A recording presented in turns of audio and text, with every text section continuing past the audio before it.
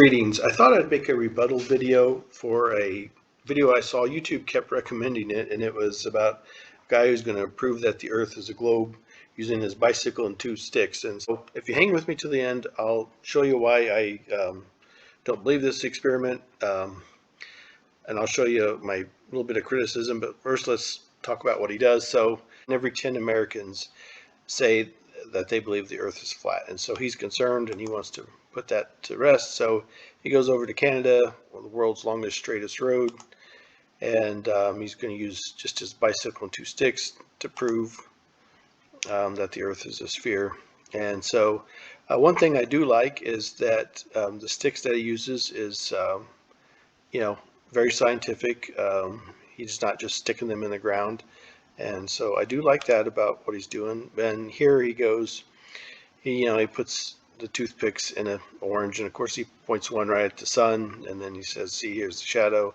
So it's already starting to get this idea in your head. And this is why I decided to make this video, is because I want to be critical about it, because it's not very scientific in the sense that he starts off with assumptions, and he even says so if you watch in the video. He starts off assuming that the sun is 93 million miles away, assuming that the Earth is curved, and so the answer, he's already got the answer in his head. There is another way to get the same result with the shadows that I'm going to show you at the end of the video. And so that's what kind of upsets me about him. And then here, even right here, he says parallel lines, as in the sun rays are coming in at parallel lines because the sun's so far away and it's so much bigger than the Earth. And here he starts talking about his bicycle ride. At this point, I think he's more interested in his bicycle ride than he is doing a scientific experiment, and he's celebrating the 100 kilometers.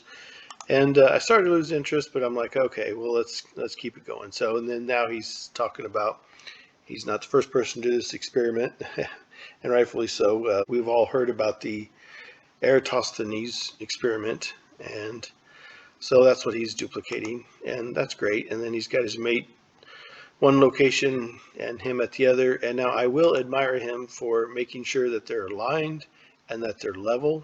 I think that's great.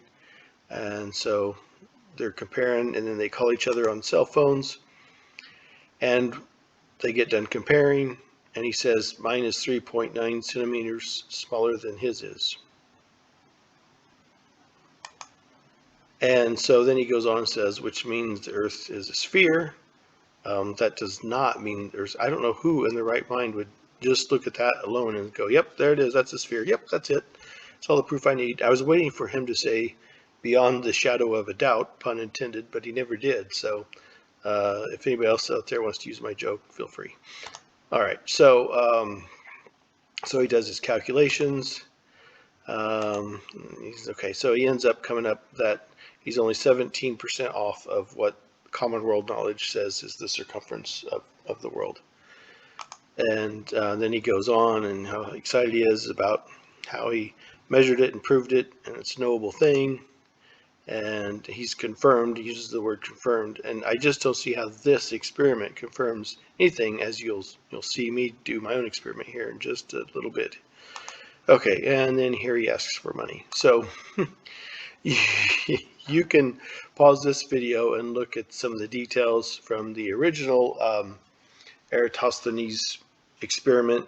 Got the well at Cyan and put a pole at Alexandria, no shadow at the well, shadow at the pole, and did some calculations. We've all heard that story, and that's great. And just for fun, before I get to this, they're assuming, you see it here too, the parallel sun rays. They're assuming that the sun is 93 million miles away and the rays are coming in parallel. But this is a weather balloon at 100,000 feet, and I just want to say, why is this a local hotspot? This should just be lit up evenly. If what we're looking at here is 93 million miles away, you would not see this hot spot, and you can see it time and time again. So make sure you check that out. Okay, so I am at my pool table, and I have a flashlight up above the pool table, one local source of light, and then I've got two upside down roofing nails, and you can look at the shadows and see the same effect.